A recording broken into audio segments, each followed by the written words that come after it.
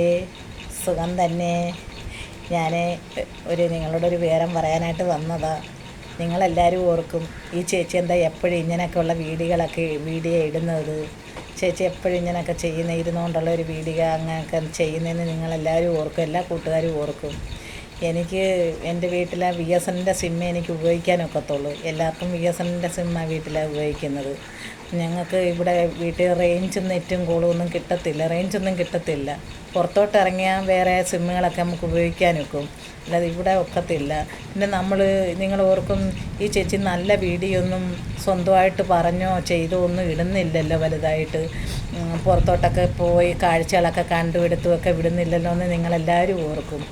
എനിക്ക് ഇപ്പോൾ ഒരു വീഡിയോ കയറണമെങ്കിൽ സ്വന്തമായിട്ട് നമ്മളെന്തെങ്കിലും പറഞ്ഞിടാനോ ചെയ്തിടാനോ ഒരു വീഡിയോ ചെയ്തിട്ട് കഴിഞ്ഞാൽ 1 മണിക്കൂർ 1.5 മണിക്കൂറൊക്കെ പിടിക്കും, ചിലപ്പം വയ്യോളോ ഇരിക്കും. പിന്നെ നമുക്ക് വേറെ വീഡിയോ പിടിക്കാനോ അല്ല വേറെ ഒരു കാര്യവും ചെയ്യാനൊക്കത്തില്ല ഫോണിനകത്ത്. അതുകൊണ്ടാണ് കേട്ടോ, എല്ലാവരും ക്ഷമിക്കണം, ആരും ഒന്നും ഓർക്കല്ലേ. പിന്നെ അതുപോലെ തന്നെ എനിക്ക് വല്ല കാഴ്ചകളൊക്കെ കാണാൻ പോകണമെങ്കിൽ പോയി വീഡിയോ ഒക്കെ പിടിച്ചിടണമെങ്കിൽ തന്നെ എനിക്ക് പൈസ ഒന്നും ഇല്ലാത്തതുകൊണ്ടാണ് ഞാൻ അങ്ങനെയൊന്നും ചെയ്യാത്തത്.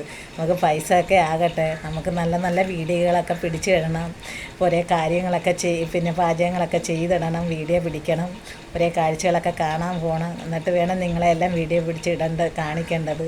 അതൊക്കെ കൊണ്ടാണ് കേട്ടോ, പൈസയുടെ ഒരു ബുദ്ധിമുട്ടും പിന്നെ വീട്ടിലെ ഈ ഫോണിൽ റേഞ്ചൊന്നും കിട്ടാത്തതുകൊണ്ടൊക്കെയാണ് കേട്ടോ. എല്ലാവരും ക്ഷമിക്കണം. എല്ലാവരും ചേച്ചിക്ക് ലൈക്ക് തരണം, കമൻറ്റ് തരണം, ഷെയർ ചെയ്യണം, ബെൽബട്ടനെ അമർത്തണം കേട്ടോ കൂട്ടുകാരെ. എല്ലാവരും സുഖമായിട്ടിരിക്കാൻ ഞാൻ പ്രാർത്ഥിക്കുന്നുണ്ട്. എനിക്കെല്ലാവരെയും കാണണമെന്ന് ആഗ്രഹമുണ്ട് കേട്ടോ. എല്ലാവരും ഉച്ചയ്ക്ക് ചോറൊക്കെ കഴിച്ചോ?